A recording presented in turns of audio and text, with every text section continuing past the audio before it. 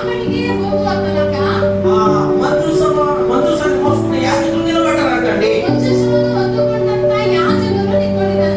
ఎంతమంది ఉన్నారండి అక్కడ? ಅಲ್ಲಿ ಎಷ್ಟು ಜನ ಇದ್ದಾರೆ? అప్పుడు అక్కడ పిలిచినప్పుడు 20 లక్షల పైన ఉన్నారు. ಅಲ್ಲಿ ಬಿಟ್ಟಾಗಲೇ 20 ಲಕ್ಷ ಜನರು ಇದ್ದಾರೆ. ఇక్కడ దాకా వచ్చారంటే ఇంకెంతమంది ఉంటారు? ಇಲ್ಲಿ ತನಕ ಬಂದಿದ್ದಾರೆ ಇನ್ನೂ ಎಷ್ಟು ಜನ ಇರ್ತಾರೆ? ఇంకా అధికంగా ఉంటారు. ಇನ್ನೂ ಹೆಚ್ಚಾಗಿ ಇರ್ತಾರೆ.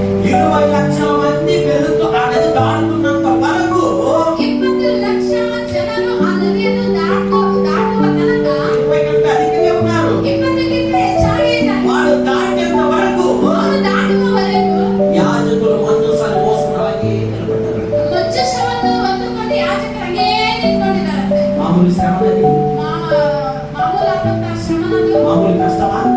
ಸಾಧಾರಣವಾದಂತಹ ಕಷ್ಟ. 20 లక్షల కంటే అధికమైన జనాలు దాటాలంటే ఎంత సమయం పడుతుందండి? 20 లక్షಕ್ಕಿಂತ ಹೆಚ್ಚಾಗಿ ಜನರು ದಾಟಬೇಕಂದ್ರೆ ಹೆಂಗಿರುತ್ತೆ ನೋಡಿ. ఎంత సమయం పడుతుంది? ಎಷ್ಟು ಸಮಯ ಹಿಡಿಯುತ್ತದೆ? వాడు దాటేంత వరకు ಅವರು ದಾಟುವವರೆಗೂ భుజము నొప్పి వచ్చినా, ಭುಜಗಳು ನೋವಂದ್ರೆ, కాలు నొప్పి వచ్చినా ಕಾಲುಗಳು ನೋವಂದ್ರೆ యాజకులు నిలబడిపోయారండి. ಯಾಜಕರು ನಿಂತ್ಕೊಂಡಿದ್ದಾರೆ. హల్లెలూయా.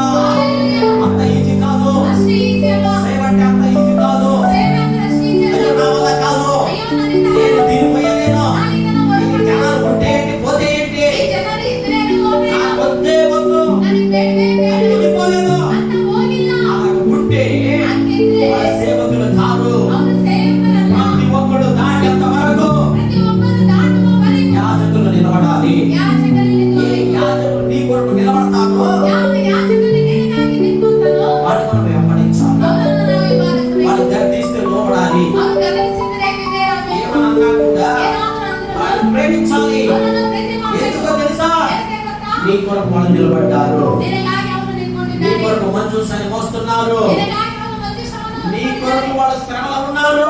ನಿನಗಾಗಿ ಅವರು ಶ್ರಮೆಯಲ್ಲಿ వాళ్ళని వెంబడిస్తే, ಅವರನ್ನು ಹಿಂಬಾಲಿಸಿದರೆ, వాళ్ళని ప్రేమిస్తే ಅವರನ್ನು ಪ್ರೀತಿ ಮಾಡಿದ್ರೆ నీ జీవితం ఆశీర్వదించబడుతుంది. ನಿನ್ನ ಜೀವಿತ ಆಶೀರ್ವದಿಸಲ್ಪಡುತ್ತದೆ. హల్లెలూయా. హల్లెలూయా. హల్లెలూయా. హల్లెలూయా. ప్రియ దేవుని సంగమా, ಇದೆ ದೇವರ ಮಕ್ಕಳೇ. శ్రమలు వస్తున్నాయి. ಶ್ರಮೆಗಳು ఇక్కడ ಬರ್ತಾయి. మంచి ఇన్కమ్ లేదు, ನಿನಗೆ ಒಳ್ಳೆ ಇನ್ಕಮ್ ಇಲ್ಲ. ఇక్కడ మంచి ఇన్కమ్ లేదు, ఇక్కడ మంచి ఇన్కమ్ నాకు లేదు, ಇಲ್ಲಿ ನನಗೆ ಒಳ್ಳೆ ಇನ್ಕಮ್ ಇಲ್ಲ.